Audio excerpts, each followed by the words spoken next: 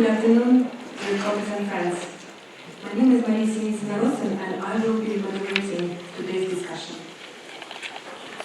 I again invite everyone to move closer, please. Пожалуйста, подсаживайтесь поближе, у нас много места. Please come up front, there is plenty of room in front.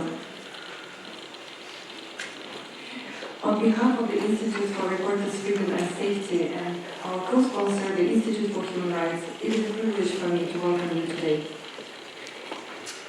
Before we begin, a quick housekeeping note. Photography and video are not allowed during this event. Thank you for your understanding. The photography that is going on in the room is from the organizers. Our panel today brings together some of the people who know the Russian human rights crisis, not just from reports or headlines, but from direct experience, as investigators, as defenders, as lawyers and activists. Their testimonies are the reality of those confronting repression and a reminder of what all of us can do to amplify their voices. Their testimonies are, I will introduce our speakers one by one as we move through the discussion. Let me begin, please, with Mariana Katsarova, the UN Special Rapporteur on Human Rights in the Russian Federation. Since 2022, her mandate has provided the international community with the first ever independent reporting on systemic repressions in Russia.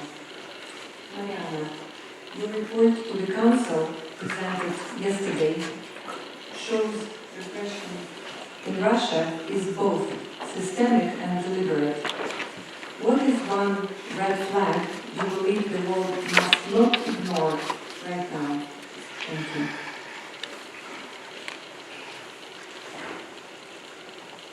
Yes, thank you, Maria. Thank you, ladies and gentlemen, for coming to this second side event on Russia today, for your interest, for your support. As I presented my new report to the Human Rights Council yesterday, we also held a special side event co-sponsored by 39 member states, organized by Poland and Benelux, the pen holders for the Russian mandate. I don't want to repeat myself, obviously, but I'll probably have to, and just try to answer Maria's question.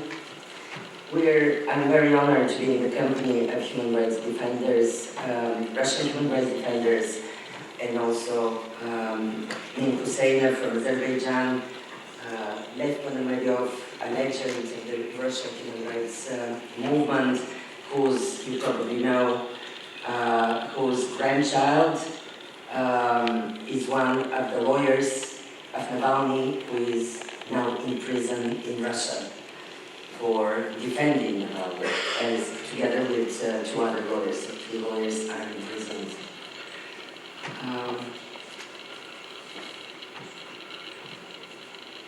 I concluded in this new report through monitoring the human rights situation in Russia in the past 1 year that there is a total escalation of repression, and new elaborate tools have been initiated by the government to suppress the remaining civil society, anti-war activism, journalism, independent journalism, or any dissident-minded citizens, Russians who are using the social media.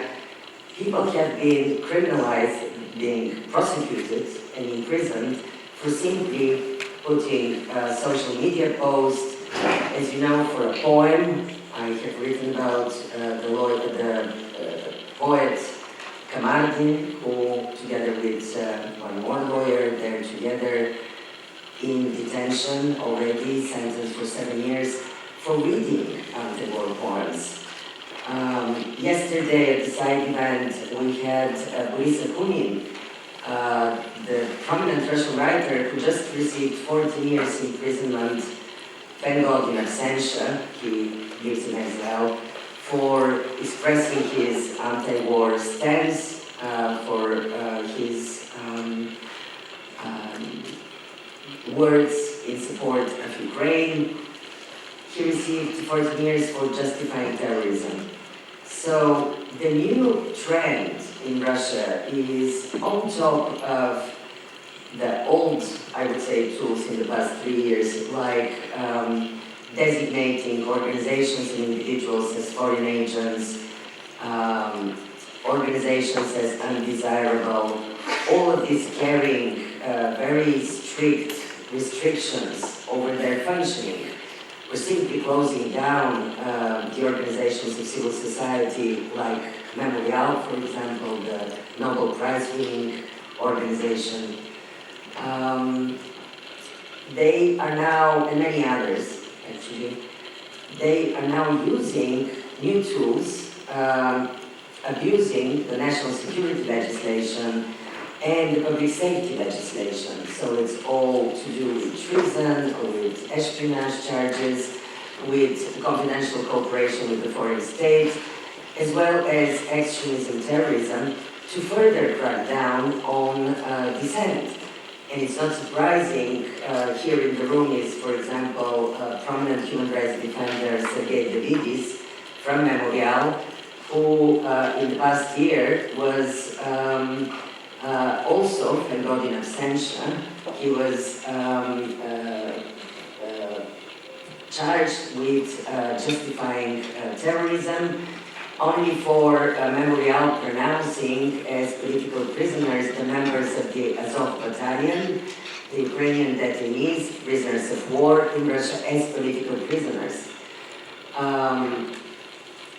The organizations of Lev Ponomaryov, who is sitting next to me, he's now in exile in France. His two organizations actually containing the words and legacy of Andrei Sakharov, the Nobel Peace Prize winner and Soviet dissident, they were pronounced undesirable.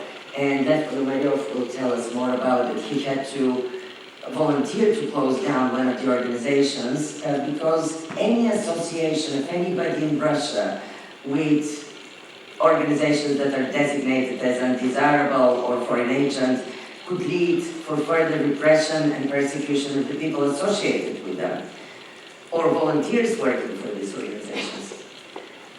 So Russia is now really run through a state-sponsored system, because I don't think it's by chance. This is a system of repression, very carefully calculated by the government, of fear and punishment, where dissent is erased and civic space dismantled, along with foreign agent, as I spoke just now, foreign agent and undesirable organization. New charges related to national security, terrorism and extremism are widely used. As you know, the so-called LGBT movement had been pronounced a year ago by the Supreme Court as extremist. We're already seeing criminal cases against LGBT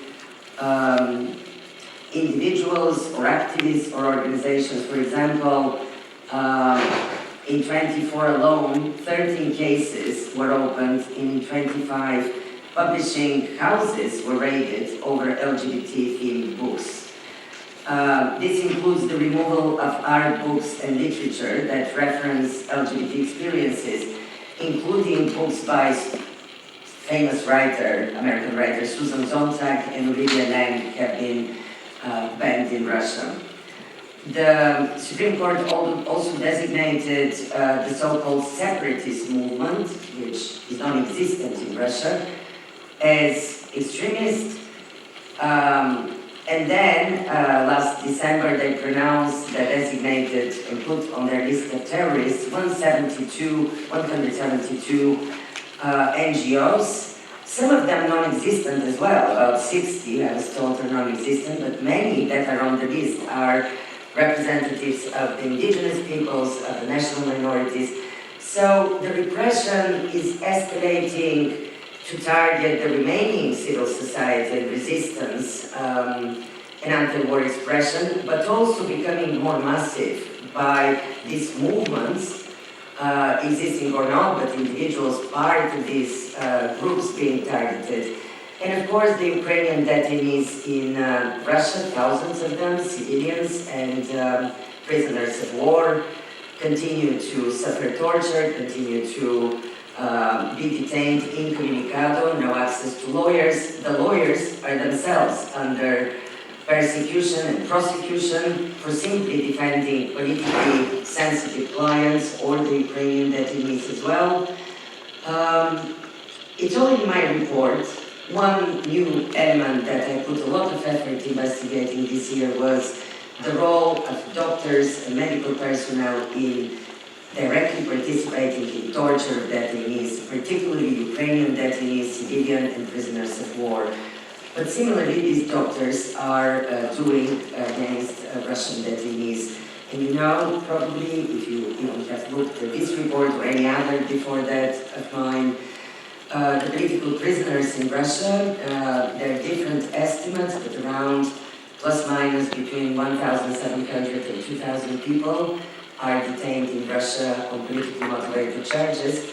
They have been put in torturous conditions of detention, some of them tortured, but mostly kept in torturous conditions of punishment cells, like Navalny spent 396 days in a punishment cell. I'll stop here. I have a lot to say, of course, about different areas of repression, about the migrants who are subjected in Russia from Central Asia, other countries who are subjected to persecution, to violence, about the asylum seekers in Russia, about, any really religious figures as well for expressing anti-war stance from different religious confessions, not just the Orthodox Christian, Muslims, Buddhists, they're all, and of course the Jehovah's Witnesses, who are now part of the political prisoners being detained en masse because they've been persecuted as an extremist organization already for a number of years, even before the war. I'll stop here and then I'll be happy to answer any questions. Thank you so much, Marianne. Thank you for your tireless work on this pretty gruesome synthesis of what's happening. Now I turn to Lev Ponomarев, a name synonymous with civic resistance in Russia. For decades, he has been the moral compass for many, calling for justice when others were silent, defending political prisoners, and refusing to accept that repression can ever be normal. I will now switch to Russian for my question to Lev, and he will also respond in Russian. Please use your headsets for interpretation. Лев Александрович, для людей внутри России, которые сегодня чувствуют себя бессильными, какие формы солидарности или маленькие акты смелости все еще могут иметь значение? Ну вот смотрите, я формально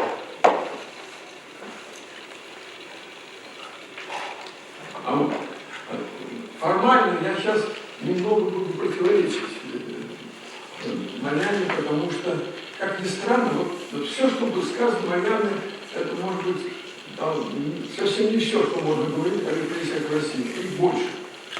В России фактически... Ну да, я понимаю. Я хочу сказать, но я буду говорить о том, что в России много людей, которые сопротивляются, и сопротивление возможно. Вот этот парадокс я хотел бы, чтобы вы заметили и отметили у себя, потому что вот в связи с тем, что война зашла в тупик между агрессией России против Украины, вот эта война, так сказать, что правильно называть войной, она зашла в тупик сейчас, об этом мы не будем говорить, обсуждать, это не наша тема. То фактически надежда на то, чтобы что-то произошло, чтобы Россия прекратила, так сказать, быть фашистским государством, оно реально сейчас фашистское, почему? Что полностью согласен, что говорила Марина, и более того, материалы моих коллег и министров тоже были в докладе. Тем не менее, еще раз скажу, тем не менее, в России есть сопротивление. Оно основано на чем? Люди не говорят про войну. Вот представьте себе. Но при этом они выступают за свободу, демократию, они выстраивают структуры, которые в какой-то момент определили бы судьбу России на будущее. А момент этот наступит, понимаете, да? Ну, конечно, кто-то говорит, что там Путин 150 лет проживет, ну, так сказать, и он сам надеется, это очевидно. Но этого не будет. А будет экономический коллапс в России, это определенно, и он постепенно наступает, хотя это еще достаточно медленно происходит. Будет плохое управление страной, потому что хорошие управленцы постепенно, как говорится, исчезают, а появляется коррумпированная, жесткая власть, которая занята только одним – сохранением Путина у власти, а все остальное разваливается. В регионах России управление разваливается. Выбираются руководящие должности, и хотят выбирать, хотя это тоже народ сопротивляет, даже это сопротивляет, чтобы вот, там, герои СВО,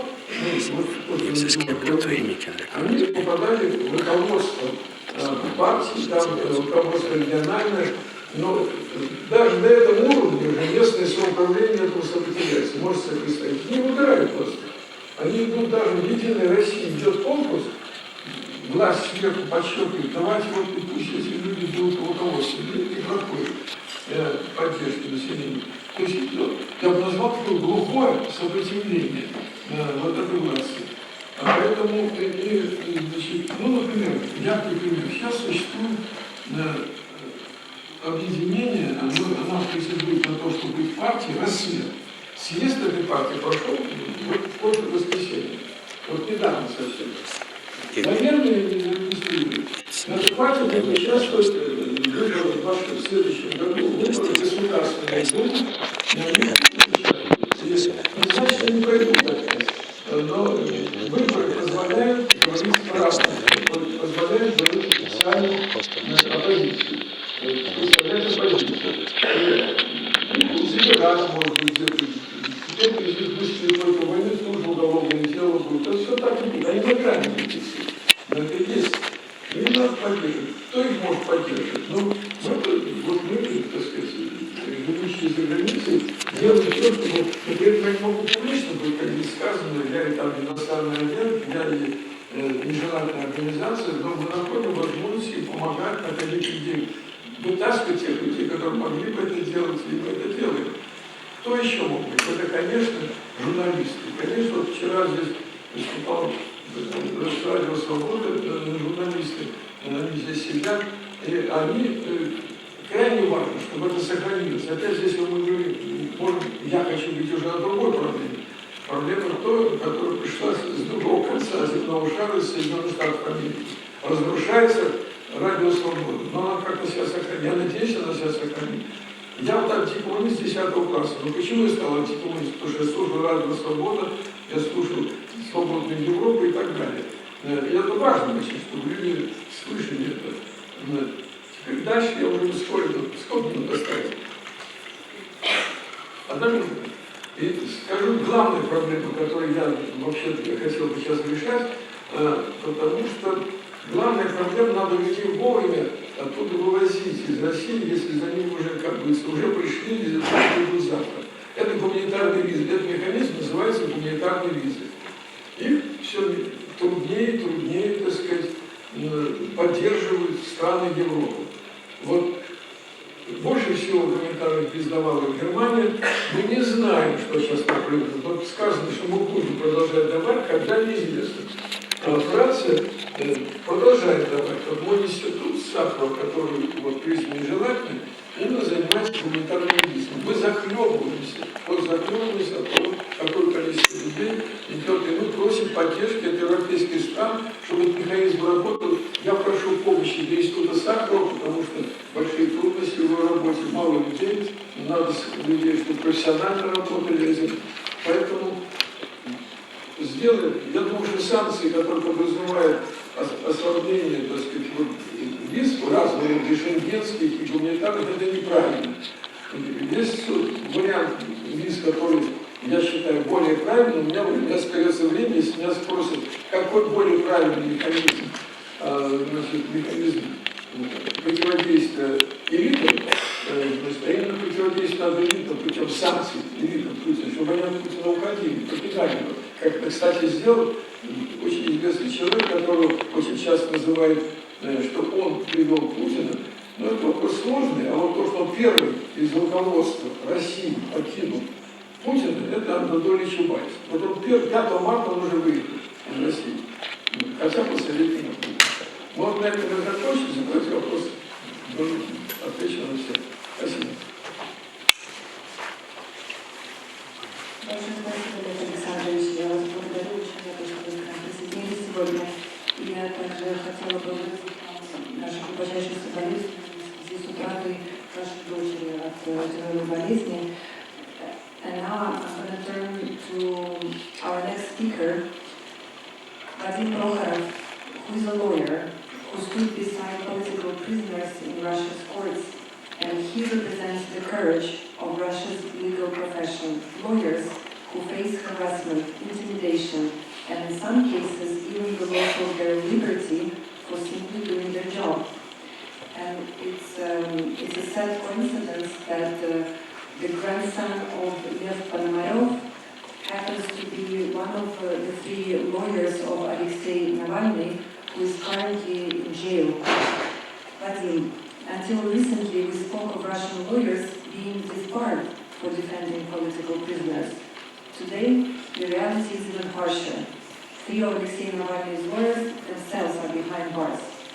What does this escalation tell us about the state of justice in Russia?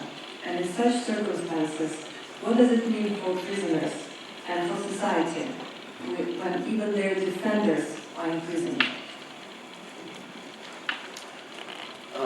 Thank you for your question. As I have specialized for many years in defending the opponents of the Putin's regime and political prisoners in Russia, Boris Nemtsov, Ilya Yashin, Vladimir Karmurza, Vladimir Bukovsky, and many others. And I had to leave Russia myself, and now in exile, because of my professional legal activity in the case of Vladimir Karmurza. First of all, just for remind, there are about 86,000 lawyers in Russia, but in fact, very, very small part of them is actually the last part of civil society in Russia. Only very, very small part of them. And at the same time, it should be noted that in recent years, the situation has damaged seriously and has become much more dangerous. First of all, in fact, the mission of human rights lawyers has changed. Just trying to answer your question. In my opinion, their role has increased significantly. In the current conditions of the full-scale invasion, the full-scale war, legal help to the Russian political prisoners, and especially to the Ukrainian prisoners, is not only a purely legal activity, but simply significantly increases the chances of survival of the prisoners. When a Russian human rights law comes to a Ukrainian prisoner, the risk of torture is significantly reduced. The murder of the prisoner is less, and contact with his relatives in Ukraine is limited. It's a matter of life and death for them, in fact, and a question of the prisoner's survival. Russian human rights lawyers also play a significant role in protecting Russian political prisoners. For example, only the use of the international legal mechanisms by our lawyers ensures the provision of the necessary medical care. I mean, Igor Barishnik's case and his works. I believe that the work of lawyers also played a big role in the well-known exchange of political prisoners that took place in August of last year, and in the exchanges of the prisoners of war, I mean Ukrainian prisoners of war. And at the same time, it's important to remember that along with the increased role of the human rights laws in Russia, the risks for them in Russia have also increased significantly. Many times over. Now working as a human rights lawyer in Russia actually requires heroism. Really. You must not only be a lawyer, but you must be ready to risk your freedom and sometimes your life. The Putin's regime has begun an active attack on human rights lawyers who honestly do their job. On the 13th of October of 23, all of Alexei Navalny's lawyers team have been detained in Russia. And later, all of you know that Alexei Victor, Vadim Kontsev, and Yuri Sekunek have been sentenced to the long imprisonment, and just now the attack on the lawyers continues. Just for example, lawyer Maria Bonsler, winner of the Moscow Helsinki Group's Human Rights Award, was arrested after defending anti-war activist Igor Barishnik.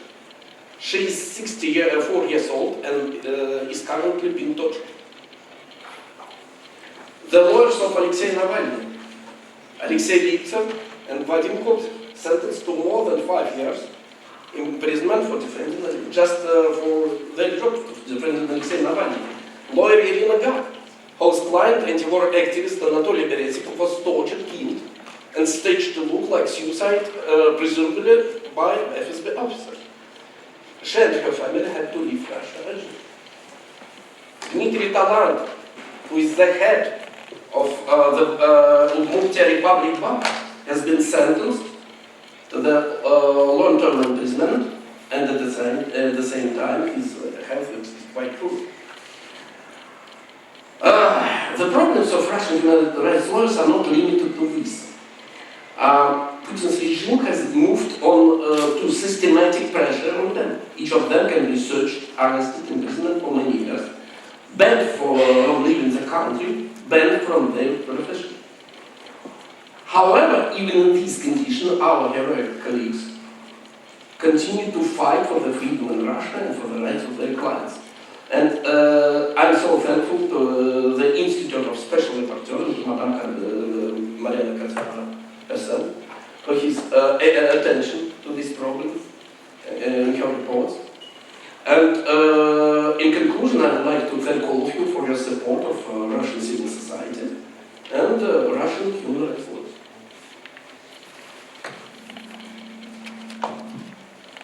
Thank you so much, Vadim. Really appreciate it. Thank you. Now I would like to introduce you Violeta Fitzner, the head of the International Department of OVD Info. Her organization has become a lifeline for thousands of people detained or prosecuted for political reasons in Russia. Through its network, OVD Info offers legal aid, documents repression, and connects local struggles with international advocacy. Violeta, you see repression in numbers, in cases, in patterns.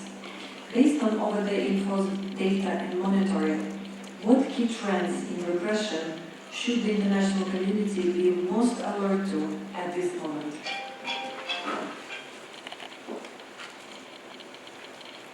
Thank you. And good morning, everyone. First of all, I wanted to agree with my colleagues who just said that the human rights situation in Russia continues to deteriorate. And it's getting worse every day, to be honest. I work at OVD-Info, and this organization used to focus mainly on street protests and violations of freedom of assembly. But then, a few years ago, we decided to extend our mandate, and now we cover all politically motivated persecution. Because, as you know, in Russia we don't have so many mass protests. So I guess it is safe to say that the freedom of assembly does not exist in Russia nowadays. In September, just a week ago, we had elections in many regions of Russia. People elected the heads of the regions and members of regional legislative bodies. And as a result, many of these regional governors were re-elected. And still, there were no mass protests in the regions in the context of these elections. Of course, there were people who had solo demonstrations, several of them, and they were arrested by police. We also know that there were several observers of the elections who were attacked and beaten by unknown people. And so far, we don't have any news about the investigation of these incidents. You have to understand that in Russia, people actually understand that if they go to the streets to protest, they will definitely be arrested. And this is why they try to find new ways to protest. And a lot of them now prefer to do it online. People think that it is safer, maybe faster, easier, but in fact, it is definitely not safer because Russian authorities monitor the social media and the internet and also persecute people for their online expression. At OVD-Info, we have a database on politically motivated cases, and we know that more than 3,800 people are criminally persecuted with politically motivated charges. And among them, more than 1,000 people are persecuted for their online speech. And then 722 people are persecuted for their anti-war expression made online. And this is actually more than half of all anti-war criminal cases in Russia. In Russia, people are persecuted under the different articles of the Criminal Code of Russia. And we analyze the data and we see that, well, before, most of the cases were initiated under the laws of disparity and spreading fakes about the use of Russian armed forces. But now the situation has changed, and most of the cases are initiated under the anti-extremist and anti-terrorist laws. So I completely agree with Madame Special Rapporteur, who said that there is a new trend in Russia to label everyone as extremists and terrorists. So I guess we are getting close to Belarus now. Despite this repression, we continue to provide legal help to the victims of human rights violations in Russia. So, for example, we have a case, you may maybe heard about it. It's a case of Nadezhda Buyanova. She's a doctor. She was sentenced to 5 years and 6 months under this article on spreading fakes about the use of Russian armed forces. And the criminal case was initiated against her because of the patient's denunciation. And she's in prison now. In general, we know that more than 1,600 people are deprived of their liberty due to the politically motivated charges. Of course, some of these people were able to leave Russia and move to different countries, but even there, they cannot feel completely safe, because they're not completely safe, as they can face transnational repression. And OVD-Info, together with our partners, we recently published a report on transnational repression, and we will actually present it here on the 26th of September, so I'm not going to talk about it too much to not spoil it for you, but you're all welcome to come. But to conclude, I just wanted to make 2 brief recommendations for the states. First of all, of course, support and extend the mandate of the Special Rapporteur on Russia, because her work now is needed more than ever. And support Russian civil society, including financially. Because to be honest, due to this lack of funding, right now a lot of organizations have to close or cut their staff significantly, cut their activities. So we will simply not survive without the support of the international community. And thank you for coming today. Thank you very much, Kaja. And I'm now turning to our final speaker before we go into the interactive session. Emin Huseinov, journalist, human rights defender, and director of the Institute for Human Rights.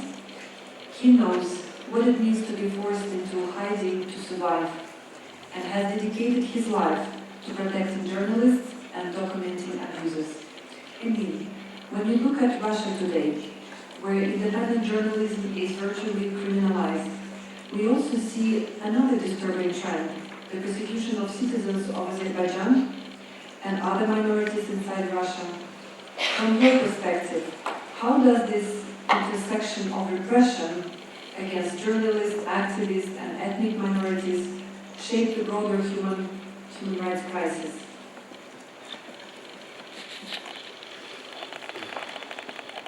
Thank you, dear colleagues. Thank you, Maria.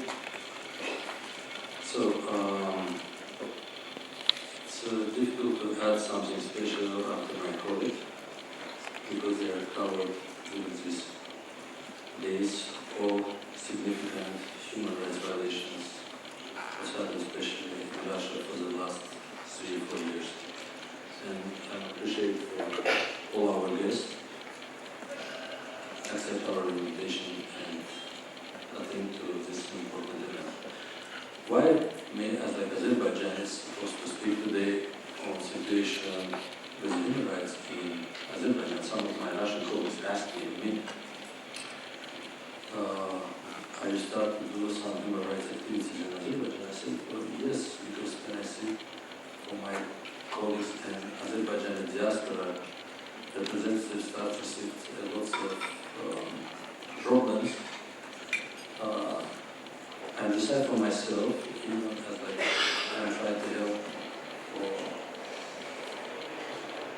retrieve all of these violations in other authoritarian countries, including Azerbaijan, we're supposed to do something with our neighbor countries, because we believe if one of our neighbor countries don't have stable situation with human rights and the functionality of democratic institutions, all of their neighbors never feel themselves free and safe and secure. And examples of what today happened with Ukraine is clear and serious alarm for all of us. So, after Russian war against Ukraine, situation with the Central Asian migrants and migrants from Caucasus republics extremely deteriorated. And today, situation specifically with Azerbaijani migrants also changed right after when Russian forces shot off Azerbaijan civil airplane in December 2024 on territory of Chechnya, Russian Federation Chechnya Republic. When airplane supposed to be landed in Grozny Airport, Russian missile shot at this plane, and just because this plane able to land in Kazakhstan, we all of the world see evidences for this is not some kind of technical issues, it's like definitely direct missile attack on Azerbaijan civil plane. And after this, Russia denied to pay until to pay compensation. Yes, President Putin says something which is a little bit sad what's happened on Russian territory, but right after what we observed increasing of these repressions against thousands of Azerbaijanis who live in Russia today, and today, according to our statistics, it's more than 1.5 million Azerbaijanis live in Russian territory. Some of them already have Russian citizenship, and, but some still have migrant or permanent resident status. But it doesn't matter for us.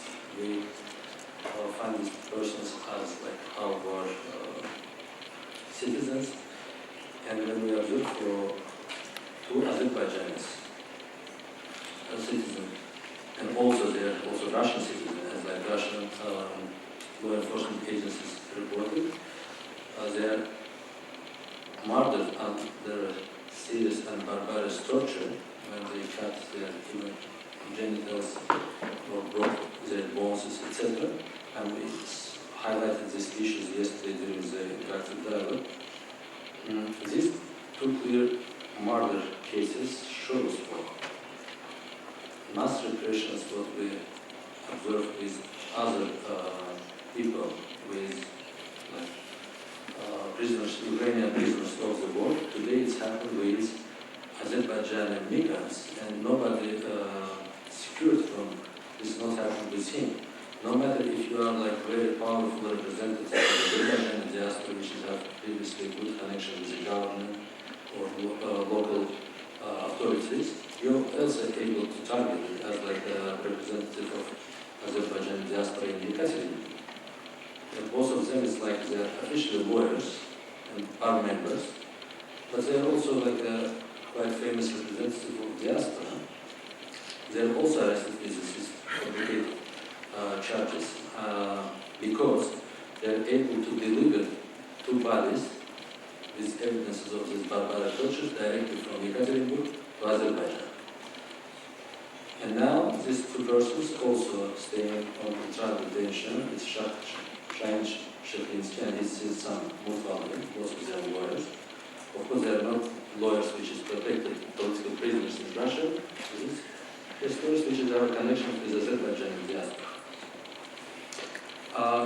Yesterday, during the interactive dialogue, several states highly appreciated Russian efforts for Russia provided to all citizens and people who live in Russia, highly educated, rights for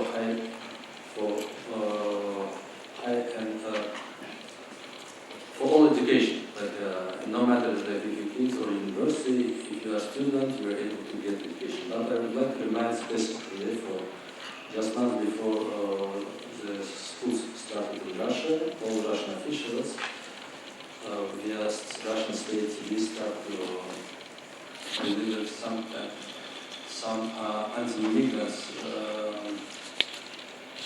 messages, and to say for immigrants, kids which is not speaking Russian, not allowed to go to public schools. No matter your kids like just going to the first class or the second or third, if you don't speak Russian, you are no more welcome in the Russian school. And again, today, like many Russian human rights defenders, and some of them, like our human rights defender, Pablo Hamboy, which is spent 30 years to defend his colleagues and migrants from the Central Asia, from Caucasus. This person arrested just, again, I don't know, it's like a miracle or something happened. He just arrested for the first day when his invasion, Russian invasion started against Ukraine. And Bakhmut today spending, supposed to spend 14 years on the same remote area, which is Alexei Navalny martyred. He's staying in this Palermo Sala, but Alexei Navalny martyred in another colony, which is the Palermo Vov, Polar Vov. I would like to stop here. And again, I'm just in the end of my statement, I would like to remind for Azerbaijan is also not best country with the high human rights standards. Just it's very important to say for same torture examples were documented in Azerbaijan when Azerbaijan law enforcement agencies tortured and killed under torture 11 servicemen, like an accuser espionage against Armenia, started case. But just 2 months ago, right after when Russian law enforcement agencies started operations against Azerbaijanis in Russia, Azerbaijan law enforcement agencies started simultaneous counter-operation against Russian expats who escaped Russia, who don't want to fight against Ukraine, who decide to live in peace and find themselves like secure, Azerbaijan as like a secure country. 8 Russian innocent persons arrested with drug charges as like a journalist, etc. They are tortured, and these videos publicly shown in all TVs. And 2 Russian journalists from Sputnik Media, again arrested as like FSB agents. And when I see this, for me, no matter if it is journalists like Russian Sputnik agency journalists or radio literature journalists, when Russians arrested American journalists and accused them with espionage in Russia, we always say, well, journalists have the right to collect information in Azerbaijan or in Russia, and again, in the end of my statement, we call for release again all of these Azerbaijan detained citizens and immigrants in Russia, and we call to address and use this opportunity to address the Azerbaijani government, release all of these innocent Russian expert, which is arrested 2 months ago, including like very successful IT entrepreneurs like Anton Rachov or Sergei Safronov and 6 other IT specialists, which is don't have anything to do with the Russian authorities. They are just like hostages today, staying in pretrial detention in Azerbaijan. And thank you. And Thank you very much, Ian. And now it's time for us to open the room to the questions from the audience. Please, when you ask a question, present yourself and say which speaker or speakers you address your question. Thank you.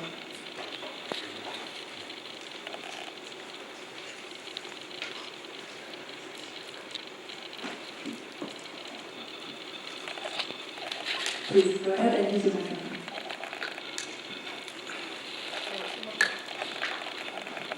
Если можно, я задам вопрос на русском языке, здесь переводчик, спасибо большое. Когда одного из наших адвокатов, Марию Москвы, который сегодня говорили, арестовали, Марина Кацарова, спецдокладчик, выпустила заявление и говорила о том, что Марию пытают на пыточных условиях. И мой вопрос, что могут сделать, о чем мы можем просить другие страны, к чему они могут присоединиться, чтобы защитить адвокатов, может быть, профессиональное сообщество этих стран может что-то сделать, чтобы поддержать такие заявления. Спасибо большое. Марьяне, кто захочет сказать еще, конечно. Yes, thank you very much. I think it's extremely important, the international community, to continue providing support to the Russian human rights defenders. And the lawyers, to begin with, are extremely, they're on the front line. And they're the latest to be under a huge attack in Russia. So yes, we're seeing Maria Bonsler. I was very moved by Vadim Prokhorov showing all these pictures to remind us. Clearly, the Russian authorities, as a final frontier, decided that if they deprive the victims of human rights violations from lawyers, and especially in politically sensitive cases or the Ukrainian detainees, they would, then the impunity would be it's full as it is. However, the lawyers are the witnesses, and this is how we know about the torture, about the despicable conditions of detention. The lawyers groups in Russia and outside are working together, and I cannot stop to emphasize this to any representatives of the international community. They work together very often. The organizations that are set up in countries in Europe or outside Russia, they are in touch with a network of lawyers who remain inside the country and who are working. It's very important that we provide the international community. When I say we, I can't personally. The lawyers need funding, as simple as that, not in the ones inside Russia, but the exiled organizations. They need the visas, they need registration of their NGOs in our countries. I mean, I'm sorry, I will say that, Vadim Prokhorov, the prominent Russian lawyer who had to leave and he couldn't even attend the funeral of his father a few months ago, or was it last year, because he was hunted down and he could have been imprisoned. So now he's in Strasbourg and he was invited to join one of the key legal NGOs, Karina Moskalenko, the very prominent human rights Russian lawyer and now a UN colleague. She's the chair of the experts of the Belarus Accountability Mandate of the UN, which is an independent mandate, and you heard from her on Friday about Belarus. But this NGO, together with several other NGOs, this is, of course, First Department, led by another prominent lawyer, Ivan Pavlov, in Prague. This is Galina Arapova, who is in exile now in Germany, but the lawyers of her organization are continuing to defend cases of journalists, media professionals. There are lawyers specializing in media cases. Of course, the lawyers of OVD Info, who are working inside Russia as well, although Violetta and other leaders of OVD Info had to leave the country. They were from outside. This is, who am I missing? I mean, there are several more. Of course, the Crew Against Torture. And we have a human rights defender, at the moment in the room and with us who arrived from Russia. They continue to work in Nizhny Novgorod. Inside, they have lawyers taking prominent, very important cases of torture, continue to work inside Russia, led by Olga Sadovskaya, is their head of the organization. Then we have Public Verdict, another very important organization with key lawyers continuing to work inside the country.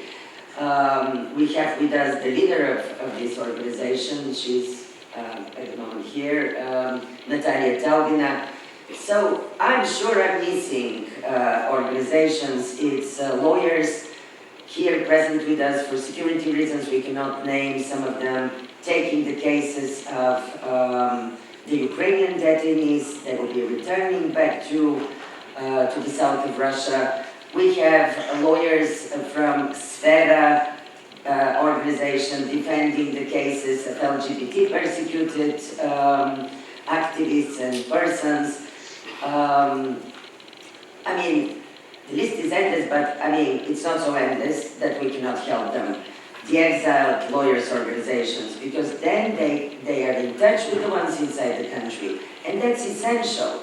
And honestly, to be honest, I mean, looking at how now militarization is more important, producing drones and tanks for our governments in Europe, when actually the money are taken from human rights, from social, I mean, from the research for cancer, if you want. It really is anger-making to me as a European. I'm Bulgarian. I would like the drones to be produced still from other pot of money, but the money for human rights should stay, because otherwise that would destroy the fabric of the civil society. The Ukrainian civil society suffered as well from the lack of funding, and they're the ones documenting, by the way, together with the Russian human rights defenders, the war crimes. And together, they're having a campaign for the liberation, for freeing the Ukrainian detainees and the Russian political prisoners. People first. And we will hear in a close briefing from them tomorrow at 11:30 at the invitation of the Czech Republic. It's a close briefing for diplomats. So yes, a lot could be done, and the lawyers should be first on the list. I know the journalists as well, and the human rights defenders. Maybe all of them as a priority. So financially, but visa-wise, visas, when I hear that the European Union at the moment, and these are our partners and supporters of my mandate, of the Russian civil society as well, and these are the members of parliament in these countries, are thinking about cancelling the tourist visas for Russian citizens. Wait a minute, here are the Russian human rights defenders. Frankly, they won't have 1 second in their time to even go to the lake and see the beauty and have a little bit of respite, let alone going shopping in Manor, in Geneva. So the tourist visas of Russians are used by the human rights defenders, by the endangered anti-war activists, the men who refuse to be mobilized to kill Ukrainians in the war. We need to be sophisticated and not to have this blanket approach, which actually borders on Russophobia, really, towards all Russians not being, and treating them like they're coming to shop in our countries. They're coming to do human rights work. Exception should be absolutely granted in these visa considerations to the human rights activists of Russia. Sorry, I feel passionate about that, that's why stopping. Thank you so much, Miranda. We need the question. I would also like to give the floor to our distinguished representative of Kingdom of Netherlands. Charlotte, you wanted to ask the question? Yes, but I'm also, that we're running out of time. First of all, I want to thank the organizers for this event and also for all the colleagues and sharing your story. Unfortunately, as the moderator said, it's really horrendous facts that we are confronted with again. I wanted to ask a question, but I don't know if you'll have time to answer. It's actually looking ahead. Of course, next year there's also State Duma elections. how are you looking at those? Is that an opportunity, or do you think it will just entrench further any trends that we're already seeing, and that the results might actually be worse than what they have now?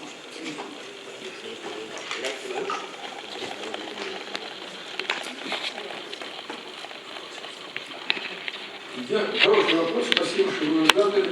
Я только начал об этом говорить, что в предыдущем выступлении.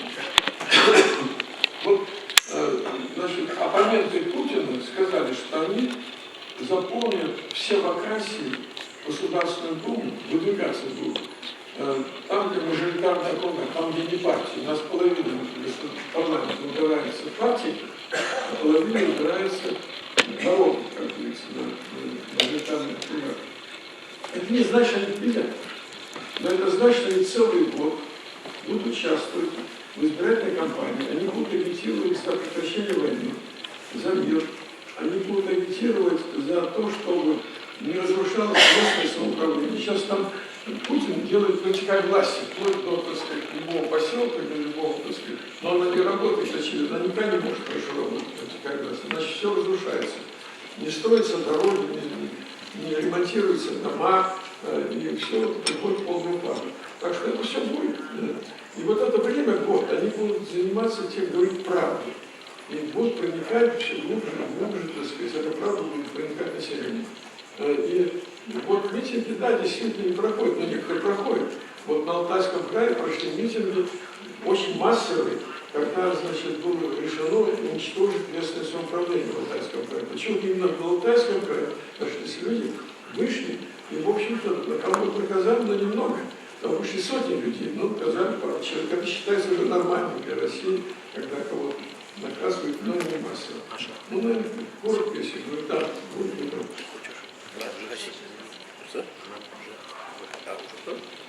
Thank you so much, and we perfectly finishing on time, so I would like to. Yeah, we have to do it. Yeah, very briefly. Thank you so much. Я вопрос задам на русском языке, потому что в первую очередь Льву Александровичу. Очень коротко. На позитиве можем закончить это. Есть страны, которые предоставляют российским гражданам в изгнании, студентам магистратуры, стипендии. Давайте их назовем. Я начну с Праги. Карлов университет и фонд Жанны Немцова, Бориса Немцова уже несколько лет сотрудничают. Там есть прекрасная магистратура, где они могут предоставить любым студентам изучение любой истории правильной и дают возможность западного образования. Возможно, Лев Александрович, вы знаете такие страны, назовите, чтобы, например, дипломаты из других стран этот пример привезли в свои страны. Кончились деньги на эту программу, хочу вам сообщить, которые Немцова делала, поэтому я не думаю, что эта программа продолжается. Проверьте, денег нет. Okay, we really have to regroup. I would like to sincerely thank our panelists. Thank you so much for being with us here, and thank you to everyone who joined us today. Thank you.